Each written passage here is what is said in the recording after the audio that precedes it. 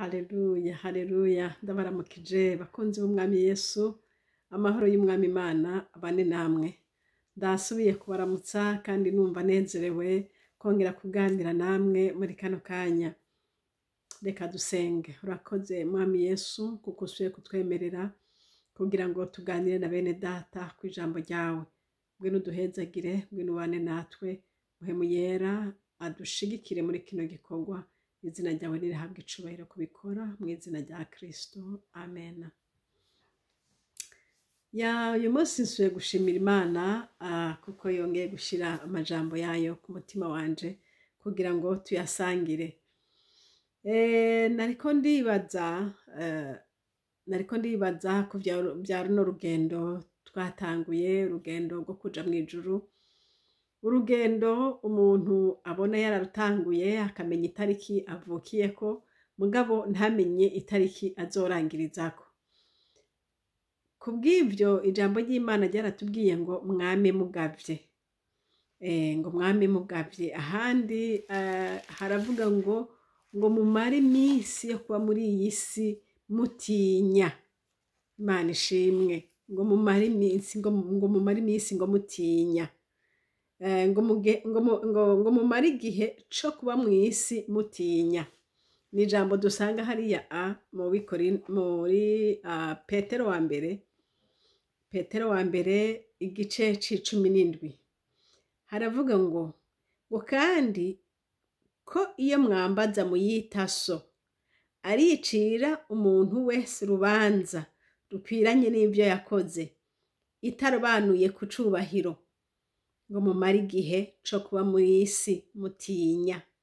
Ngo muzi yuko ibyo mwacungujwe ngo muve mu ngeso zanyu z'imburakimazi mwarazwe na ba sogokuruza, atari bishira nk'ifeza canke izahabu, ariko mwacungujwe amaraso y'igiciro kinini, nk'ay'umwagazi w'intama utagira agasembwa canke ibara, ariyo ya Kristo. Ngo uwo yamenywe n'Imana kera itanguriro ry'isi ritarashigwaho, ariko yerekanywe ku iherezo ry'ibihe ku bwanyu. Imana ishimwe. Aya n'amajambo Petero yanditse, iri ni ikete ryiwe rya mbere Petero yanditse. Hanyuma ariko araryandika rero hariho amajambo menshi yavuze yo guhanura abantu canke yo kubereka ingene bakwiye kugenda. Dusomye hariya ku murongo wa 13 aravuga ngo nuko rero ngo mukenyere mu mitima yanyu, ngo mwirinde ibiboreza, mwizigire rwose ubuntu muzozanirwa mu kuzohishurwa kwa Kristo Yesu. Haleluya. Ngo hariho ubuntu tuzozanirwa igihe Kristo azohishurwa, igihe Kristo azozira, hariho ubuntu twiteze kuzozanirwa. Yesu nahabwa icubahiro. Rero yandika avuga ati mukenyere mu mitima yanyu, ngo mukenyere mu mitima. Haleluya. Ngo mwirinde ibiboreza. Ibintu biboreza umuntu ni byinshi. Ushobora kuborerwa n'inzoga zikagutesha umutwe ubwenge bugahita. Ushobora kuborerwa n'ubutunzi bwinshi bukagutesha umutwe ubwenge bugahita. Ushobora kuborerwa n'ibindi byose, icubahiro kikakuborera ukabona abantu bose umenga ugenda bahonyorako. Ibiboreza umuntu ni byinshi. Nico gituma ijambo ry'Imana yavuze ngo mukenyere mu mitima. Mukenyere mwambara ukwicisha bugufi, mukenyere mwambara ubutekereji, mukenyere mureke gusahagurika. Ngo mwirinde ibiboreza bene data. Ngo mwizigire ubuntu Kristo azobazanira igihe azozira. Ku murongo w'15 haravuga ngo ariko nk'uko yabahamagaye ari yera, namwe mube ariko muba abera mu ngeso zanyu zose, kuko handitswe ngo muba abera nk'uko nawe ari uwera. Bene data, Yesu araduhanura canke aratwinginga ngo tubabera kuko nawe ni uwera. Haleluya. Umuntu aba uwera mu ngeso ziwe, umuntu aba utagira agasembwa mu mvugo, mu ngiro, mu ngendo, mu vyiyumviro, uko uri kose. Haleluya. ureke ugaragaze ubwiza bw'Imana muri wewe. Imana nishimwe. Ahandi ku murongo w'17 haravuga ngo kandi kw'iyo mwambaza muyita so. Iyo twambaza tuyita data. Iyo twambaza ni Kristo. Uyo Kristo tumwita data. Niwe twambaza, turamuhamagara. Haleluya. Akadutabara. Ngo kandi kw'iyo mwambaza muyita so. Ngo ariyo izocira umuntu wese urubanza rukwiranye n'ivyo yakoze. Umuntu azocira urubanza rukwiranye n'ivyo twakoze ninde? Ni Yesu Kristo. Ni Yesu Kristo, uwo niwe azoducira urubanza rukwiranye n'ivyo twakoze. Ahandi mu gitabo c'ivyakozwe n'intumwa, Paulo yaranditse abwira abakristo b'ishengero, sinibuka iryo shengero ryari ryahehe, shengero rya Atenayi, ariko abwira iryo shengero ababarira yuko ababwira ati mwebwe musenga Imana mutazi. Ngo yarasanze ngo hari ikigirwamana ngo citwa ngo Imana ngo itazwi. Aca rero aja kubasobanurira ati mwebwe musenga Imana mutazi, atariko reka ndababwira Imana y'ukuri. Ni mu Vyakozwe n'Intumwa 17 ku murongo hariya dutanguye ku murongo wa 23 haravuga ngo kuko aho nagendagenda nitegereza ibyo musenga, ngo nasanze hari igicaniro canditsweko ngo ico Imana itazwi. Nasanze hari igicaniro canditseko ngo igicaniro c'Imana itazwi. Hanyuma aravuga ngo nuko iyo musenga mutayizi niyo ndababarira. Imana rurema yaremye isi n'ibirimwo byose, iyo kuko ari umwami w'ijuru n'isi. Urumva bo basengeye batazi, nawe rero yagiye kuyibahishurira ati iyo ni Imana rurema yaremye ijuru n'isi n'ibirimwo byose, ngo kandi kuko ari umwami w'ijuru n'isi, ngo ntiba mu nsengero zubatswe n'amaboko. Bene data, mwumvise, Imana ntiba mu nsengero zanditswe n'amaboko. Ndagomba twongere twibutse bene data bazi neza yuko gusenga ari mu rusengero, bavuye mu rusengero bagaca babiheba ukamenga bahejeje. Imana ntiba mu nsengero zubatswe n'amaboko, ariko Imana iba mu mitima y'abantu. Rero igituma tuja mu nsengero ni kubera iki? Nuko tuba tugiye guhura na bene data bandi. Ntituba tugiye guhura n'Imana, oya, tuba tugiye kwegerana na bene data bandi kugira ngo dutazire Imana yo mwijuru imwe iba mu mitima yacu. Yesu nashimwe. Nagenda bibutse yuko urusengero ni inyubako isanzwe, ariko aho Imana iba ni mu mitima y'abantu. Nico gituma mu bihugu byinshi uzosanga hariho abashobora kuruwa iyo lokale, no kuvuga ngo bagakota ico kibanza c'urusengero bakanigikoreramwe n'izindi nama, bakagikoreramwe n'ibindi. Bisobanurwa rero yuko inzu ubwayo siho Imana iba, ariko Imana iba mu mitima yacu. Natwe dukorana mu rusengero dufise ya Mana iba muri twebwe, naka Imana iri muri we, tukaza tukegerana tugahe icubahiro Imana turi hamwe. Imana ishimwe. Rero Paulo aca arabiganira aba bo muri Atenayi, arababwira ati iyi Mana mwebwe mutazi niyo nje kubabwira. Iyi Mana si Imana iba mu nsengero zubatswe n'amaboko y'abana b'abantu. Si Imana, arababwira kandi ati kuri 25 ngo kandi ntikoregwa n'amaboko y'abantu,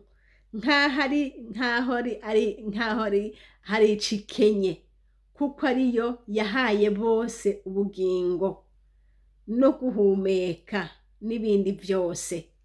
Ngo Imana ntikoregwa n'amaboko y'abana b'abantu, nkaho umenga hariho icikenye, nkaho umenga uragiye kwigaburira shonje, nkaho umenga urayambitse yari iri kwiragenda gusa. Oya, tubisobanukirwe, dukoze dukorera imana mu buryo bwo gufasha bene data abakozi b'imana boroherwe muri ico gikorwa co gukorera imana. Si ukuvuga ko imana ari ibishonje yabuze ishirya, eka da, ariko bene data bakorera imana tubafashije tuba dukoreye imana, tubambitse tuba dukoreye imana, ico tubakoreye kubw'ubutumwa bwiza tuba tubakoreye imana.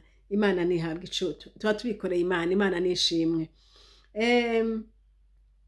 Hanyuma Paulo yarashishikaye nyene arabasobanurira ngo iyo mana nyene ngo kuko ariyo yahaye bose ubugingo ngo no guhumeka n'ibindi byose. Kubona ukiriho mwene data ni kubera imana, kubona uguhumeka ni kubera imana. Iyo nyene niyo ibigira, iyo nyene niyo yo kwizerwa. Imana nishimwe. Ahandi aravuga rero ati ngo iyo nyene niyo yashizeho imbibe n'imyaka, niyo yashizeho ibihe vy'imyaka ko bikuranwa uko yageze, kandi icira abantu imbibe zaho baba. Aho uyibona delimitation de pays, umuntu arashobora kuvuga ngo ngo ni banaka babigize, ni banaka babigize, ariko harimwe ukuboko kw'Imana. Imana niyo yashizeho imbibe, niko ijambo ry'Imana ribivuze. Niyo yashizeho imbibe, niyo yashizeho ikurakuranwa ry'ibihe, niyo yabipanze. Niko Paulo yabwiye iri shengero rya Atenayi, ariko arababwira ubutumwa bwiza ati Imana niyo yageze ko jewe mbaha naka nawe akaba hariya na naka akaba hariya, byose ni icubahiro cayo. Nibwo tubisomye mu Byakozwe n'Intumwa 17 ku murongo wa 26 ngo kandi yaremye amahanga yose y'abantu. Haleluya. Kandi yaremye amahanga yose y'abantu ibakuye mu muntu umwe ngo bagerere mw'isi yose. Haleluya. Ngo yashinze ibihe vy'imyaka no by'imyaka ko bikuranwa uko yageze. Mana ishimwe, imyaka ikuranwa uko umwami yageze. Haleluya. Tuyiha icubahiro. Iyo Mana yacu irakomeye. Iyo Mana yashinze ko habaho ici, igashinga ko habaho agatasi, igashinga ko habaho urushana. Iyo Mana yacu niyo gushimwa, niyo gushigwa hejuru. Iyo Mana yashinze ko hariho igihe co gutera no kwimbura. Haleluya. Iyo Mana yashinze igihe cose, tuyiha icubahiro n'umwami. Ngo kandi ngo yashizeho imbibe zaho abantu baba. Iyo n'umwami. Rero ashishika avuga ati kandi iyo nyene ntiri kure y'umuntu n'umwe. Iyo Mana ntiri kure yacu bene. Iyo Mana iri muri twebwe, iri kumwe natwe. Niko yabivuze hariya ku murongo wa 27 ngo kugira ngo barondere Imana ngo naho namba kumbure boka bakavye bakayibona, naho itari kure y'umuntu n'umwe muri twebwe. Ngo kuko muri yo ariho tubeshejweho kubera Imana.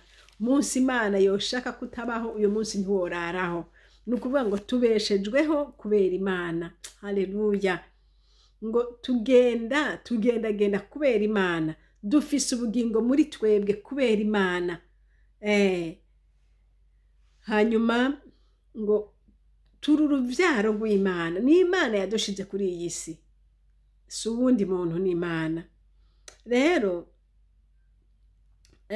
ngo ntidukwiye kwiyumvira yuko Imana ku murongo wa 29 ngo nuko rero ko turi uruvyaro rw'Imana, ngo ntidukwiye kwiyumvira yuko Imana isa n'izahabu canke ifeza canke amabuye canke ibiki. Oya. Canke yabajwe n'ivy'ubwenge bw'abantu. Eka Imana ntisuko. Ngo nuko iyo minsi y'ubutamenya Imana yarayirengagije. Mwibuke ko hariho abantu benshi basenga izuba, abandi bagasenga amabuye, abandi bagasenga inka. Imana ntisuko.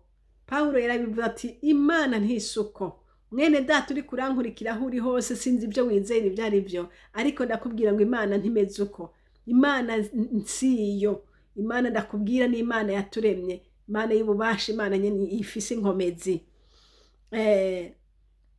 Kandi iminsi yo kutamenya Imana yarayirengagije.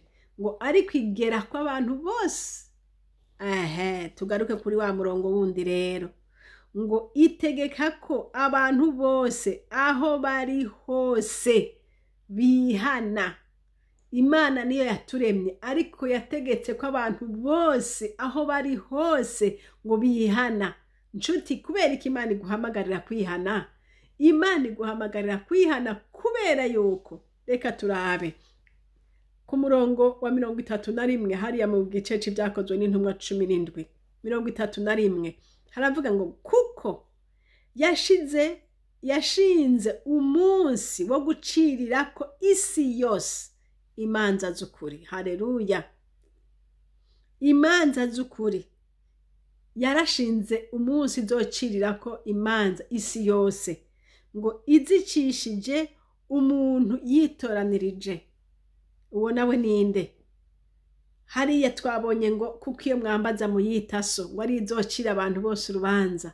Aha naho Paulo nawe yavuze ati uyo muntu azocira urubanza Imana yaramushizeho ninde? Haleluya! Ngo izocira umuntu imanza, uwo muntu yatoranije, ngo kandi yahaye bose ikimenyetso c'ivyo mu kumuzura imukuye mu bapfuye. Ikimenyetso yamuzuye mu bapfuye, abantu bose baramumenya. Haleluya!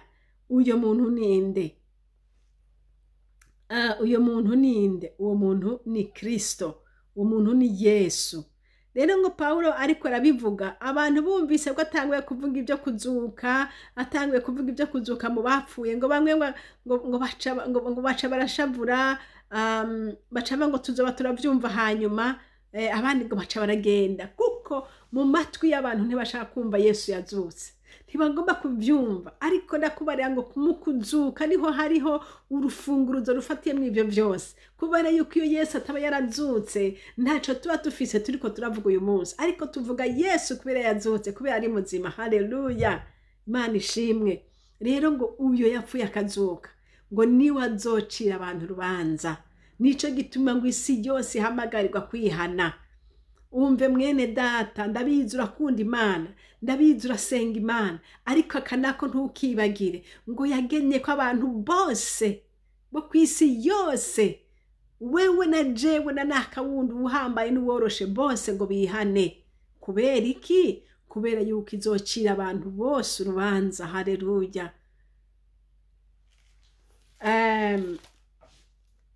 Dusubire hahandi ku murongo wacu twatanguriye ko, Petero wa mbere igice ca mbere ku murongo w'17 haravuga ngo kandi kwiyo mwambaza muyita so, ari izocira umuntu wese urubanza rukwiranye n'ivyo yakoze, itarobanuye ku cubahiro. Mwisi hariho kurobanura ku cubahiro, umuntu bakamurenganura, umuntu canke uwundi nawe bakamurenganya bivanye ku cubahiro ciwe. Ariko data wa twese ahoraho ngo nta cubahiro azorabaca umuntu, ariko azocira urubanza umuntu wese bikwiranye n'ivyo yakoze. Imana dutabara. Rero koko twiteze urubanza bene da, kuko twiteze urubanza. Uyu Petero muri kicete ciwe aciye avuga ngo mumare igihe co kuba mw'isi mutinya. Mumare igihe co kuba mw'isi mutinya. Mwene data, ndaguhanurira gutinya, guhinda agashitsi. Ndaguhanurira kugenda wiyubara.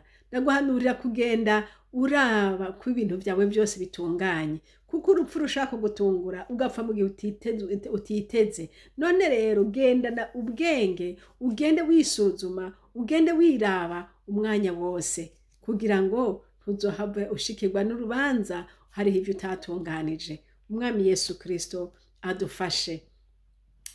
Ngo twacungujwe n'amaraso y'igiciro kinini. Yesu yatanze amaraso ku bwawe no ku bwanje, kandi yayatanze kugira ngo mve muri vya bindi, uve muri vya bindi ivyo warazwe na basokuruza bawe. Bashobora kuba barakuraze ubupfumu, bashobora kuba barakuraze biriya na biriya, ariko dufise amaraso adukura kw'ivyo baturaze. Reka turabe ku murongo w'18 ngo muzi yuko ivyo mwacungujwe ngo muve mu ngeso zanyu zimburakimazi mwarazwe na basokuruza. ngo ivyo twacungujwe ngo tuve muri izi ngeso z'imburakimazi twarazwe na basokuruza baturaze ibiki. Hariho abo baraze ubupfumu bahora bakoresha baca babiraga n'abana babo, hariho abandi baraze ibindi, hariho ivyo barazwe, ariko ngo hariho igiciro catanzwe kugira ngo ivyo tubikugweko. Rero ngo ivyo twaronse nk'incungu kugira ngo tuve muri izo ngeso, ngo si ibintu bishira nk'ifeza canke izahabu, ekada, ariko n'amaraso y'igiciro kinini ya Yesu Kristo umwana w'Imana. Haleluya. Ayo maraso wifuza kuyogamwo ntibigoye, ca bugufi gusa ubwire Yesu mu mutima, hanyuma uhejeje guca bugufi uvuga uti mwami Yesu ndaje, nukuri mbabarira, ntabara. Yesu arakubabarira. Uhejeje uca ugenda urondera abakozi b'Imana, wature neza, utunganye vyose. Imana iguhezagire. Mwari kumwe na Françoise Habonayo. Iyi shene turiko ni shene Habonayo. Imana Data ibahezagire. Amen.